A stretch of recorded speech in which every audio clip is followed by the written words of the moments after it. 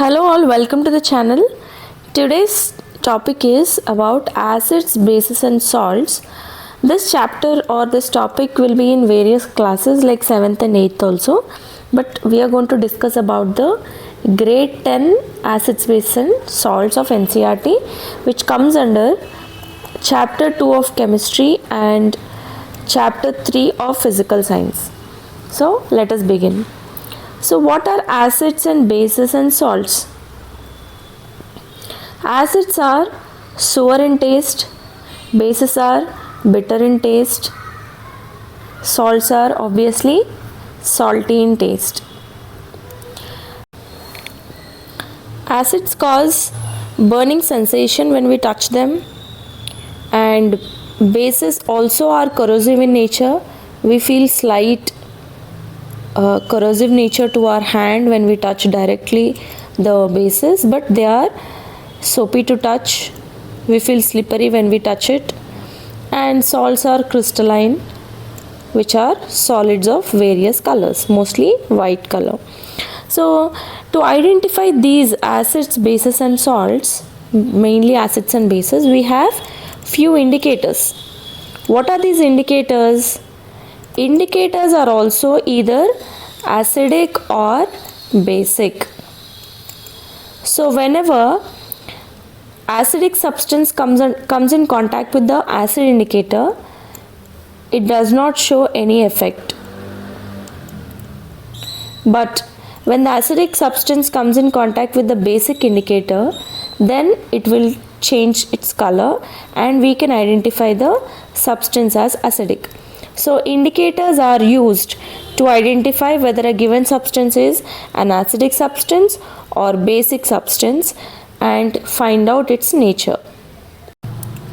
Indicators that are used to identify acids and bases are mainly classified into two types: natural and artificial indicators.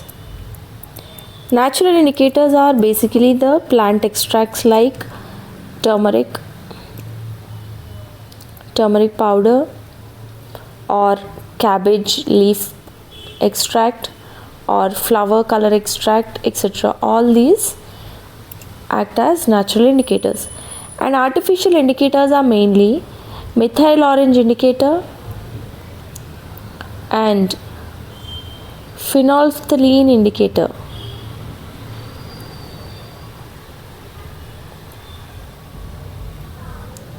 So when a substance X is given, we can add to either of the natural or artificial indicators and find out whether the given substance is either an acid or a base. And also lichens. Lichen is the combination of algae and fungi. Now they give out a compound called litmus. Now this litmus extract is added to a paper which can be optimized into red color or blue color. And whenever an acidic substance comes in contact with the blue litmus paper, it turns red color. Acid turns blue litmus to red. Base turns red litmus to blue. Hence we can identify very quickly within seconds whether the given substance is an acid or a base by using the litmus papers. These are the most commonly used indicators to identify acid or a base. Similarly, when you take turmeric and bring it in contact with the soap, it turns to red color. We can see that it turns from yellow to red. We can say that the soap is a basic substance. Like this, based on the color change, we can easily identify whether the given substance is an acid or a base. This is your activity 1. The following results could be possible when acid or base is treated with any of these indicators. Acid with the red litmus gives you no change in the color of the paper, but base with the red litmus turns to blue color. Similarly, acid with blue litmus turns to red color and base with blue litmus gives no change in the color. And Methyl orange, when it comes in contact with the acid, methyl orange is basically orange in color. With acid it turns red, and with base it turns yellow. Similarly, phenolphthalein is colorless. Phenolphthalein is usually colorless liquid, but with acid it gives no color, no change in the color. But with base it gives dark pink color. These are the results that you can expect, and based on the chart you can easily identify which is acid or which is base. Now let us try to understand what are olfactory indicators. Earlier we have seen natural and artificial indicators. Those were working based on the change in the color to identify acid or a base. Now olfactory indicators work with the change in the smell or odor to identify acid or a base. So let us consider a few olfactory indicators like onions, vanilla essence, clove oil, etc. All these are treated as olfactory indicators. Now we take some onions in a plastic bag, chopped onion pieces, we take it in a plastic bag along with the pieces of cloth. Overnight you put it in the refrigerator.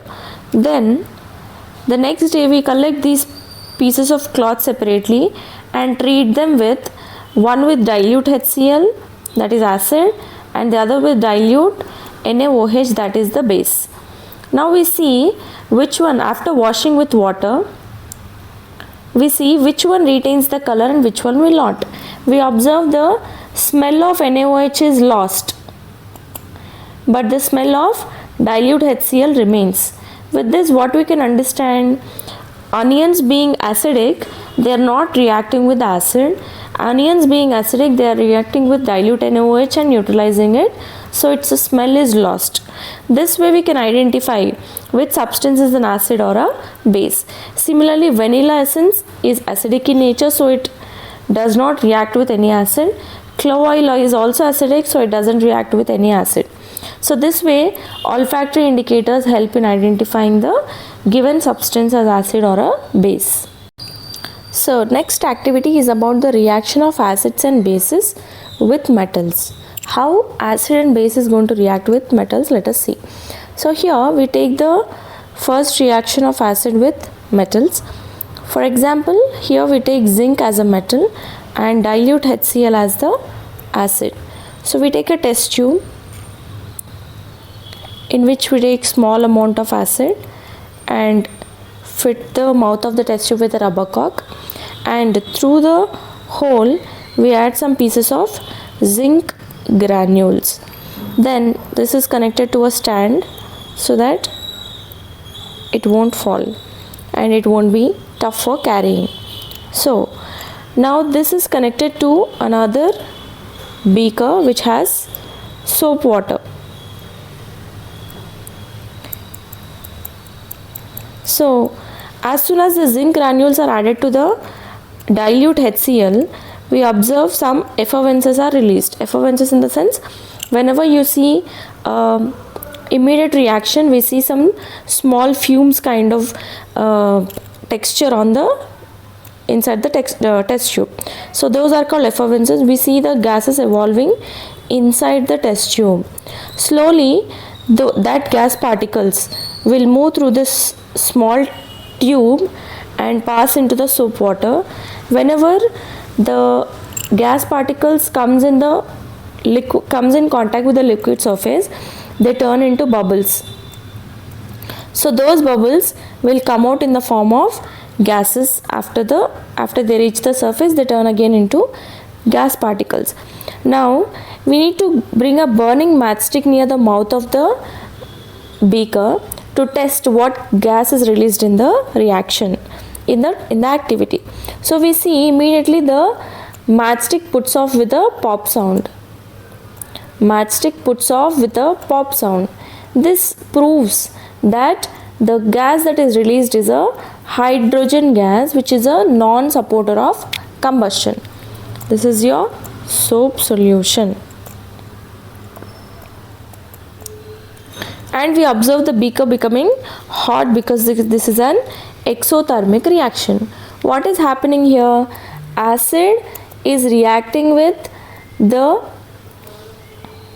metal and giving rise to salt and hydrogen gas. This is the reaction is happening between acid and metal. Similarly, if you take same metal zinc with sodium hydroxide and you heat it a little, then we observe the formation of sodium zincate, that is Na2ZnO2. This is also metal salt and hydrogen gas is evolved. So when acid or a base reacts with metals, they release hydrogen gas. So next activity will let us know the reaction of metal carbonates and metal hydrogen carbonates with acids. So let us take an example of sodium carbonate as metal carbonate and sodium bicarbonate as a metal bicarbonate. Okay, so what do we do here is we take two test tubes or boiling tubes in which we take aqueous solution of metal carbonate and bicarbonate. Why did I say aqueous solution? Because these are solids, powdery solids or crystalline solids. So in order to make them reactive, we need to add it to the water and make a aqueous solution. And now to this we add dilute HCl few drops to both the boiling tubes or test tubes. Now what we observe in both the cases, some gas is released in both the test tubes. Now what gas it is, to understand, we pass it through the lime water. To test the released gas, we pass it through the lime water. So the gas evolved X when it passes through the lime water. Then we observe the formation of a white color solid precipitate called calcium carbonate. From this we can understand that the released gas is nothing but the carbon dioxide gas. So the reaction here that is taking place between sodium bicarbonate with acid and sodium carbonate with acid is Na2CO3 plus H2O,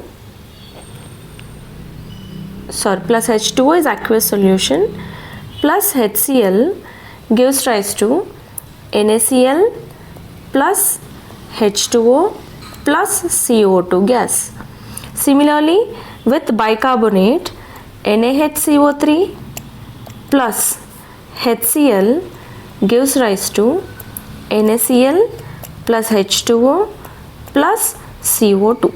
In both the cases the products are same, but what is the difference is, we take here with sodium carbonate we take 2 moles of HCl and with sodium bicarbonate we take only 1 mole of HCl. So this is the reaction of metal carbonates and metal bicarbonates with acids. They give CO2 as the byproduct, which can be tested by passing through lime water, which turns into limestone. Next activity is the reaction of acids with bases. We know that acids are sour in taste and bases are bitter in taste, and these two are said to be the exactly or extremely oppositely behaving to species or substances. Their nature is completely opposite to each other. Now when these two react with each other, we expect the formation of salt and water. When acid and base react, we get salt and water as the products. Okay, so this is said to be the neutralization reaction. When does this neutralization occur? When the amount of acid is exactly equal to the amount of base, or the amount of acid that we take is exactly neutralizing the amount of base that we have taken, then we are going to get the salt and water. Such point is called neutralization point. So how can we understand when the acid and base got neutralized? We need to use some indicator. We have already discussed what indicators we have. We can take any of the suitable indicators, like for example if we take phenolphthalein, we can take the phenolphthalein indicator to identify what is the neutralization point. So here what do we do is, we take a test tube, add some acid, and we take a burette.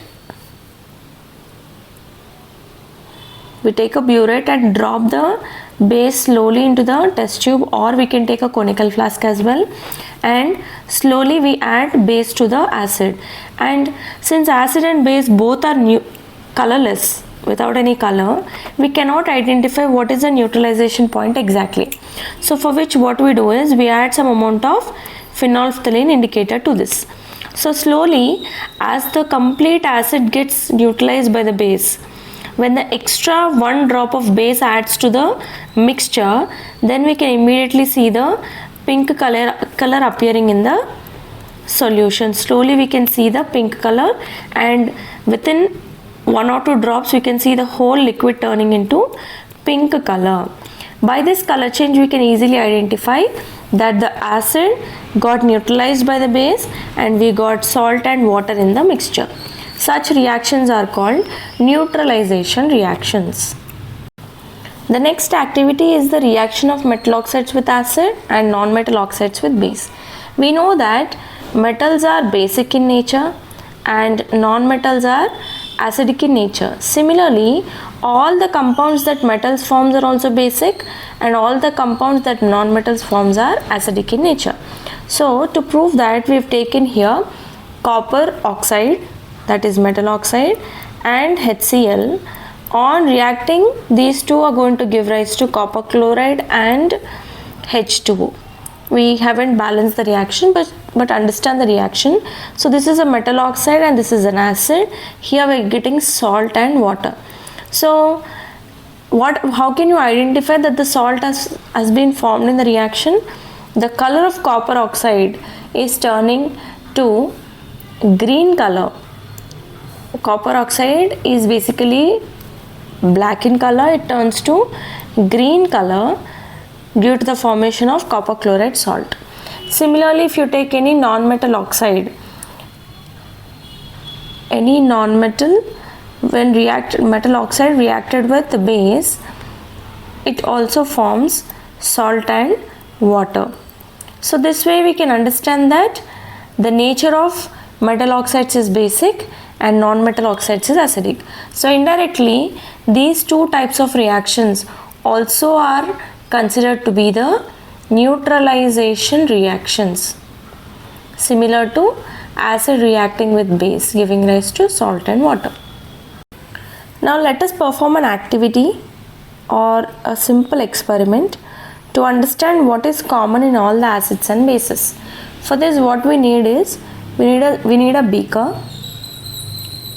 We need 2 iron nails which act as electrodes, and these iron nails are fitted to a cork to settle at the bottom of the beaker.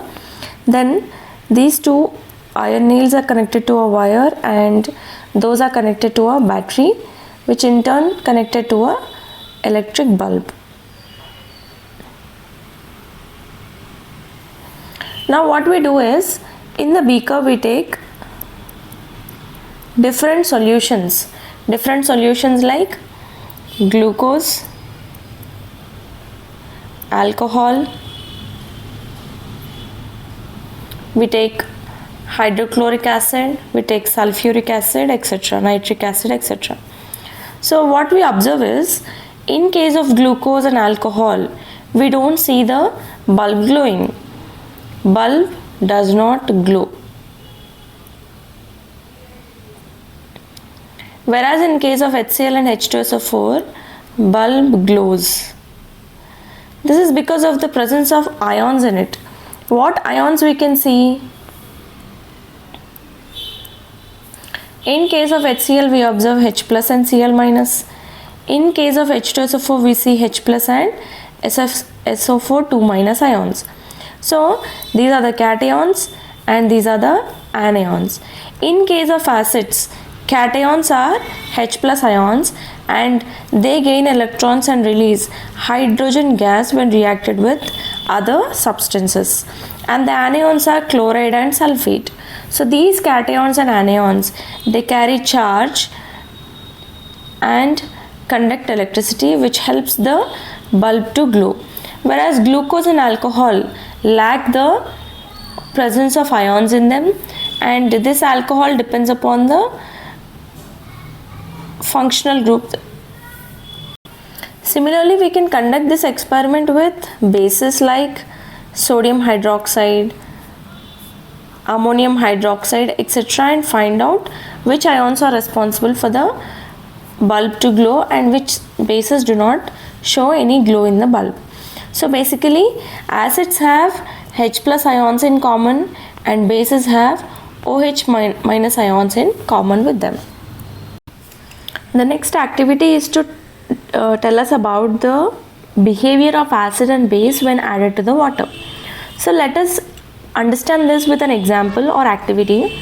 So we take sodium chloride added to sulfuric acid in a test tube, and we observe the formation of sodium sulfate aqueous solution with HCl gas, because we are performing the reaction in a dry test tube. So what we observe here is the HCl is a gas. Now we can test the nature of this HCl with dry blue litmus paper and also with wet blue litmus paper. So in the first case, dry litmus paper does not turn its color, but in the second case, wet litmus paper turns its color from blue to red. This is because HCl, when comes in contact with the water present in the wet litmus paper, it turns into H3O plus and Cl minus ions. Now what are these? The H plus ions that are formed in HCl in the presence of water now reacts with the H2O to form H3O plus. These are protons when reacted with water called hydronium ions. Because protons cannot exist independently, they always try to combine with 1 mole of water, 2 moles of water, 3 moles of water and form various hydronium ions. Now because of the presence of hydronium ions, the acidic nature is experienced by the HCl and it is able to turn blue litmus to red color. But that was absent in the case of dry litmus because there were no ions. So basically, protons present in the acid combine with water to give hydronium ions. Similarly, OH minus ions present in the water, they do not form hydronium ions, but NaOH turns into H plus, OH minus and Na plus when they are treated with the water. When they are treated with the water, they turn into cations and anions. So while the splitting of the ions is taking place when acid and base are added to the water, like HCl added to the water, NaOH added to the water, along with these ions formation, so the H plus ions present in the acid and OH minus ions present in the base, together they combine to give water or give rise to a neutralized reaction. Now, while we add acid to the water or base to the water, a high amount of energy is released, and such reactions we call them as exothermic reactions. They release a lot of energy outside while mixing acid with water or base with water. In order to avoid the explosions, what we do is we add small amounts of acids to the water so that the energy released can be neutralized by the cool water or the water present in the beaker or the test tube. But if at all we add water to the acid directly, then the amount of energy released is going to be in large amounts and that will lead to explosion. So in order to avoid this explosion process to happen, what we do is we add water to the acid or we add water to the base, because the reactions are going to be highly exothermic reactions. And also the addition of water to the acid or the addition of water to the base is nothing but the process of dilution. because we are reducing the concentration of acid or a base, hence the process is called dilution process, and the liquid is said to be the dilute liquid or dilute solution.